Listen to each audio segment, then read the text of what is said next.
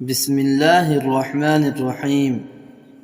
تمام دیکھنے اور سننے والوں کو السلام علیکم۔ میرے عزیز دوستو، انڈیا میں ایک بزرگ خواجہ مشکی رحمۃ اللہ علیہ تھے۔ ان کے جسم سے مشک کی سی خوشبو آتی تھی۔ لوگ حیران ہو کر پوچھتے تھے کہ آپ کیسی خوشبو لگاتے ہیں کہ آپ کے کپڑے ہر وقت معطر محسوس ہوتے ہیں۔ کسی نے ایک مرتبہ بہت مجبور کیا تو خواجہ مشکی رحمۃ اللہ علیہ نے فرمانے لگے کہ میں تو کوئی خوشبو نہیں لگاتا۔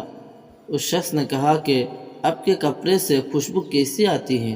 تو خواجہ مشکی رحمۃ اللہ علیہ نے کہا کہ واقعہ یہ ہے کہ ایک مرتبہ میں کسی گلی میں سے گزر رہا تھا۔ ایک مکان کے دروازے پر ایک بوڑھی عورت کھڑی تھی۔ اس نے مجھے دیکھ کر کہا کہ گھر میں کوئی بیمار ہے، تم نیک بندے نظر آتے ہو، اس کو کچھ پڑھ کر پھونک دو، ہو سکتا ہے کہ ٹھیک ہو جائے۔ میں نے اس بوڑھی پر اعتماد کیا اور گھر کے اندر چلا گیا۔ جب میں اندر گیا تو اس بوڑھی نے تالا لگا دیا۔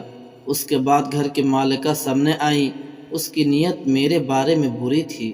وہ کہنے لگی کہ میں روزانہ تجھے گزرتے ہوئے دیکھتی تھی، میرے دل میں برائی کا خیال پیدا ہوتا تھا، چنانچہ میں نے آج تجھے اس بوڑھی عورت کے ذریعے گھر بلایا ہے، لہذا اب میں گناہ کرنا چاہتی ہوں۔ جب اس عورت نے نیت کا اظہار کیا تو میں بہت پریشان ہوا۔ میں نے اس کا مطالبہ ماننے سے انکار کر دیا اور باہر نکالنے کی بہت کوشش کی، لیکن وہ عورت کہنے لگی کہ اب تالا لگ چکا ہے، اگر نہیں مانو گے تو میں شور مچاؤں گی اور بہتان لگا کر سنسار کراؤں گی۔ اب تو دو باتوں میں سے ایک بات کا انکار کر لو، یا تو سنسار ہونا پسند کر لو یا پھر میرے ساتھ گناہ کا ارتکاب کر لو۔ اس کی یہ بات سن کر میں بہت پریشان ہوا۔ بالآخر اللہ تعالیٰ نے میرے ذہن میں تجویز ڈالی تو میں نے اس سے کہا کہ مجھے بیت الخلاء یعنی باتھ روم میں جانے کی ضرورت ہے، لہٰذا میں فارغ ہو کر تم سے بات کروں گا۔ اس عورت نے سوچا کہ چلو آمادہ تو ہو گیا ہے، تاہم اس نے مجھے بیت الخلاء کی جگہ دکھا دی۔ میں وہاں گیا تو مجھے بیت الخلاء میں جو گندگی اور نجاست نظر آئی، میں نے اسے اپنے ہاتھوں سے اپنے جسم پر اور اپنے کپڑوں پر مل لیا۔